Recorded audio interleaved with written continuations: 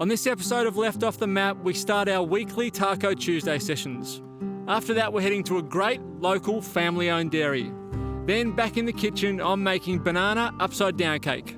But first, let's start Taco Tuesday with a bang and make a salmon and Mexican rice cooked on papillote. It's Taco Tuesday here today on Left Off the Map, and I'm not making a taco, but I am doing a Mexican one-pan wonder, I guess you could call it, and there is very little cleaning up with this one. So it's good if you want something quick and easy without any cleanup. The first thing I need to do is actually get my Mexican rice ready. So this one here, it's great. It comes in a little packet, ready to go. You just have to whack it in the microwave. Give it about 45 seconds, then you can use it. My rice is cooked. I'd suggest, it does say 90 seconds, but give it about 45 seconds, give it a stir, and then cook it for another 45 seconds. So my rice is done. The one thing I do want to add to my rice is some sour cream. So about a tablespoon and a half of sour cream. Mix that in with my rice. So it almost takes on the type, like the rice that you would have in a burrito. It's a little bit wetter, so it's not going to dry out because we're cooking it twice.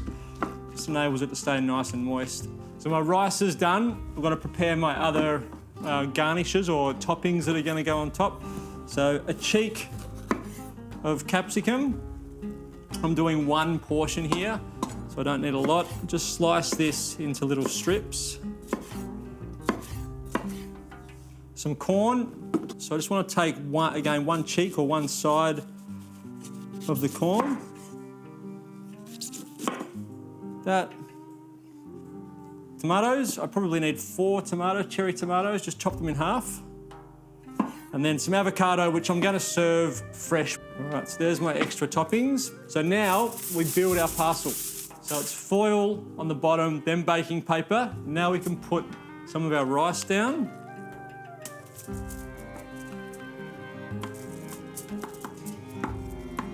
About half of our container for this one portion. Salmon on top of that rice mixture. Then all of my extra accompaniments sort of scattered around. My corn, tomatoes, capsicum, all over the top of my fish. I need to dress it, so a little bit of olive oil.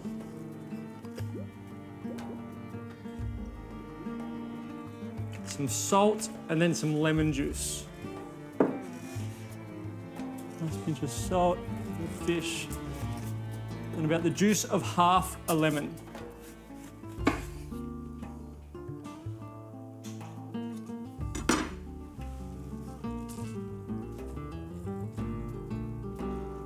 So another piece of baking paper and another piece of foil goes on top. Push it down around the outsides, and then you're just going to crimp the edges up to seal the fish inside. And what that'll do is, as heat comes into the fish and all the ingredients inside the bag, that'll start to steam, it'll puff up, and that steam will circulate inside the bag, steam our vegetables, and also steam our fish. All right, so seal that up, nice and tight. You'll end up with like almost a pie shape. Like that. Then I'll get a fry pan, pop it on the heat, and all I want to do here is give it enough heat from the bottom in the fry pan that I can start to hear the steam do its thing inside the bag, and you'll be able to hear it. You'll see that the foil puffs up a little bit, and you'll start to hear a little bit of sizzling. Once you've got that, you can turn the gas off and pop it into the oven. 180 degrees for about 15 to 18 minutes, and it should be cooked. So there for a couple of minutes until I can hear that steam starts up, and then I'll put it in the oven.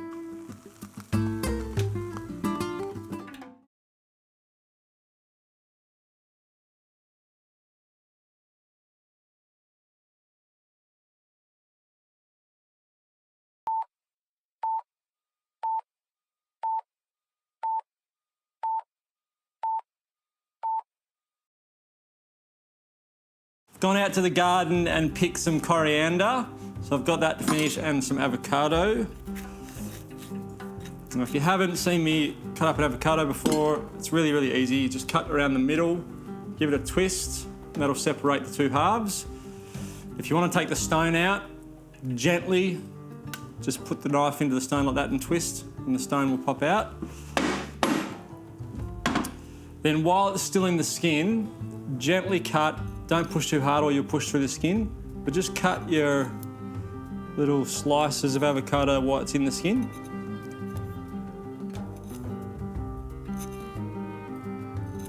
That. Then get yourself a spoon and scoop. So just run the spoon between the skin and the flesh and scoop those little slices out. So we'll take that parcel out. It's been in there for about 15 minutes. So that can come out. I did check it about 5 minutes ago. Give it another check now. So that is how it looks if it's in the parcel. And now we'll plate it up. We'll take some of this cooked salsa and rice out, pop on the plate, transfer our fish over.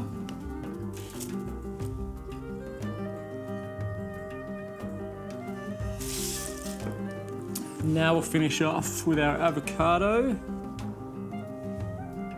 Take some of those slices. It's on the side. Our coriander. A pinch of salt. There, we've got it. So it's a salmon and Mexican rice parcel. The salmon has been steamed, so it's nice and healthy. It's very, very lean. All those juices have dropped into that rice mixture, so that's packed full of flavour now. All of the vegetables in there are really gently cooked, so they're still nice and vibrant, nice and crunchy, which is what you want. Finished off with some soft avocado. It's a really healthy, really quick dish with heaps of flavour.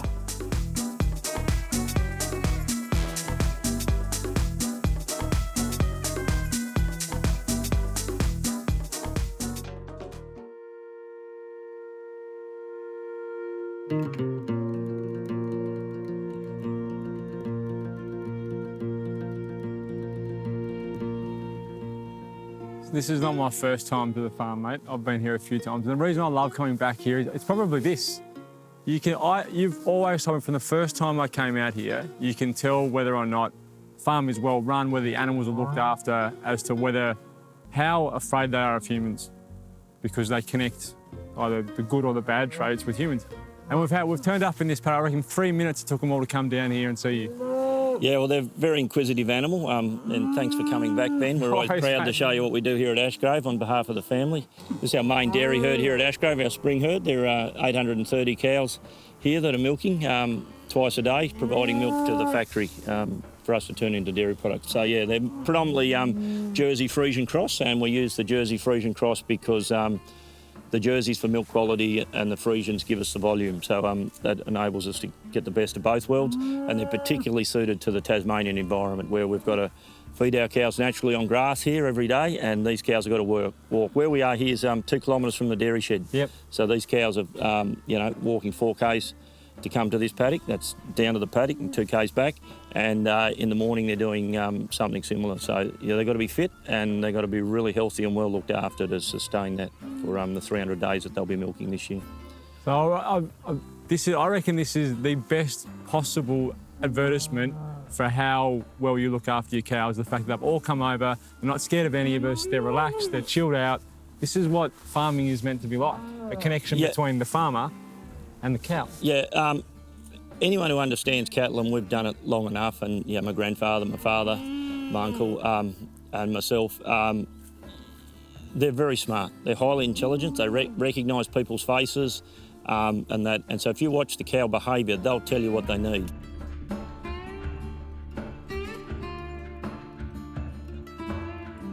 You're on public display. There is the main highway that runs through Tasmania runs directly through your farm. The heart of Tasmania. The heart of Tasmania. Should be the capital. So it is, people get to see your farm, whether they know it or not, they're probably driving through your farm if they're driving through Tasmania. They get to see your cows out and about, they get to see the quality of, I guess, the pasture that they're grazing on. Yeah. We had 3 farms on the highway Elizabethtown, and they're all bordered on the highway, from the one here at the factory behind the bakery and just up around the road where the big dams are. So we're on public display 24 hours a day, 7 days a week.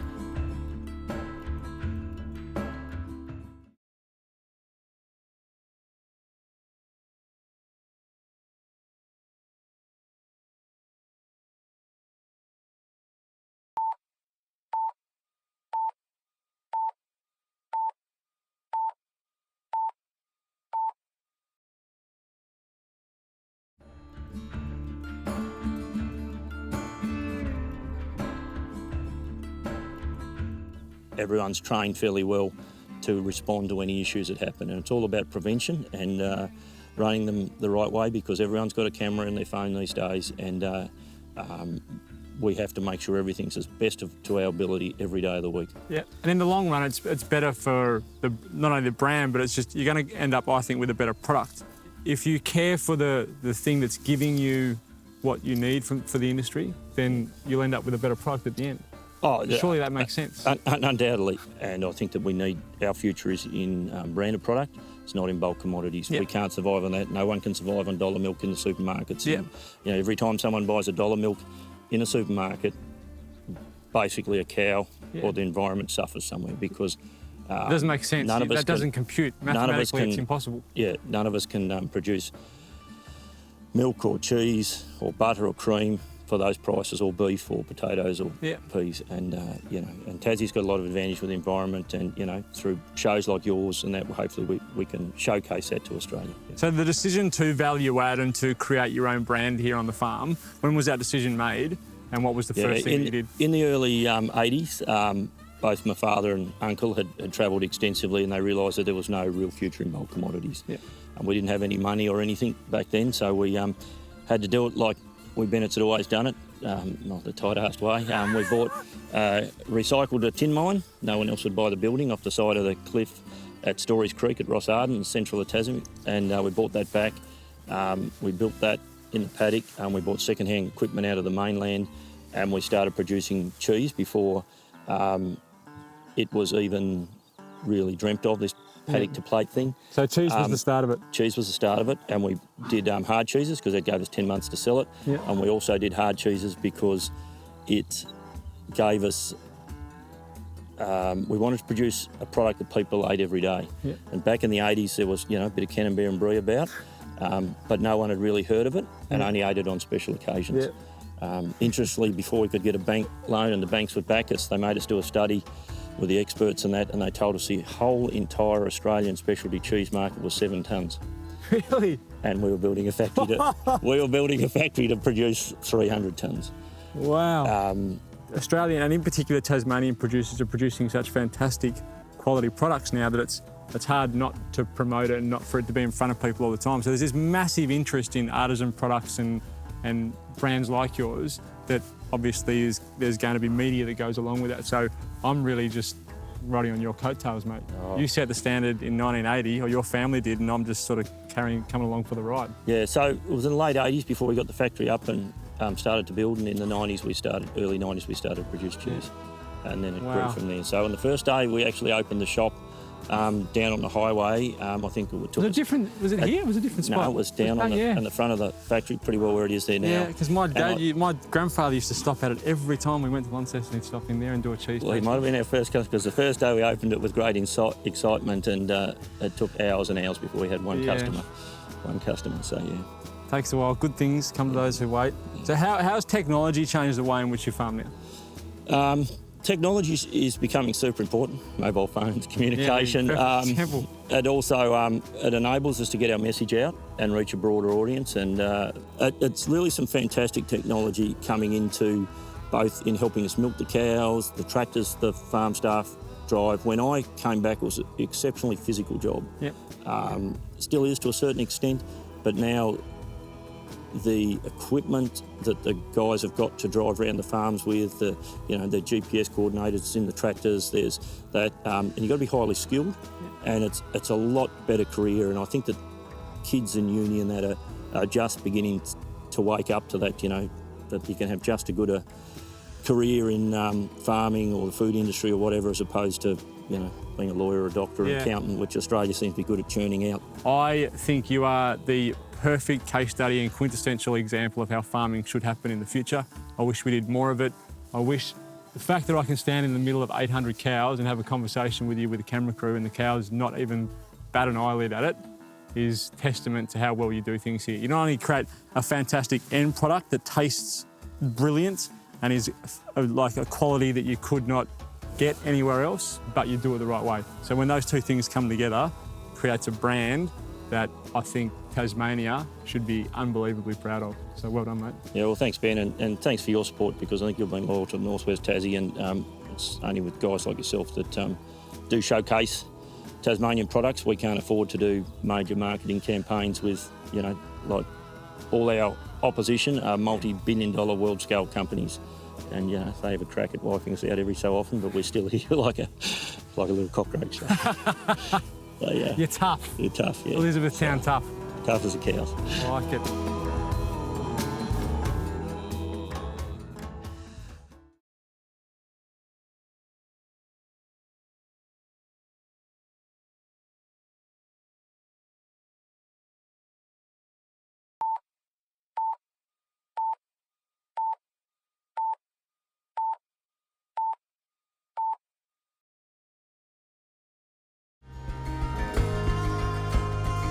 Skillet cakes or upside down cakes cooked in a pan are a very versatile type of dessert that you can come up with really quickly.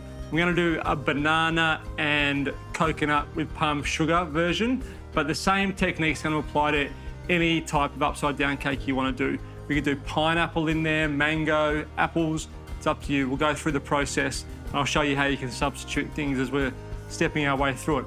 First thing I want to do is start a bit of a caramel in the bottom of the pan and put my bananas in so that we have, the cooking time for this is a lot faster than a normal cake. So to get that banana caramel sorted on the bottom, you've got to start it about 5 minutes ahead of making your cake batter. So into our fry pan, 50 grams of butter, throw that on. I'm going to put some brown sugar in with that butter, about half a cup. I'll let those come together. Once my sugar has melted, I can put my bananas in.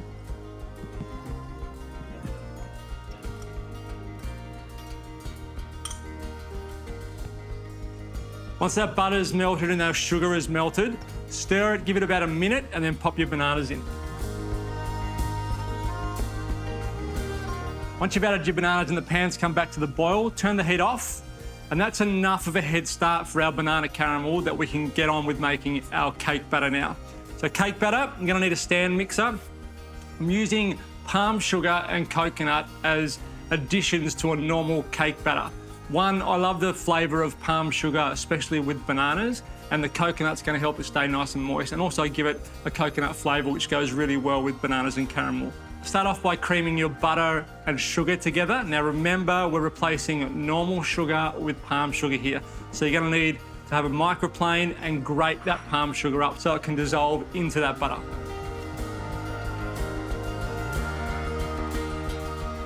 I've added an egg to my palm sugar and butter mixture and then let that continue to whisk for about 5 minutes.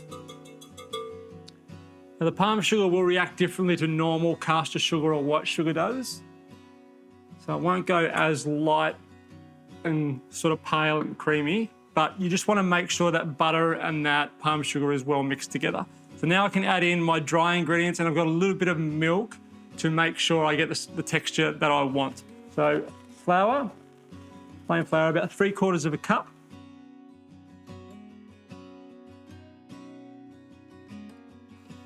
Some baking powder, about a teaspoon of baking powder. My coconut, about half a cup of desiccated coconut. Pinch of salt.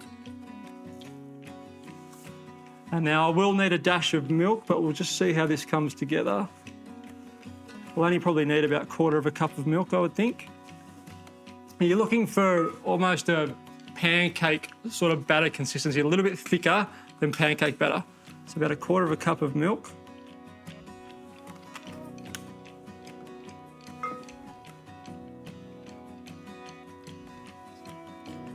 A little bit more milk.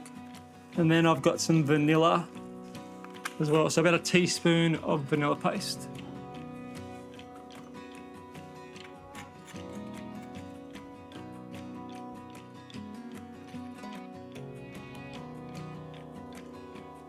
Bring all that together. And that's getting really close to the consistency that I want it to be. So slightly thicker than pancake batter.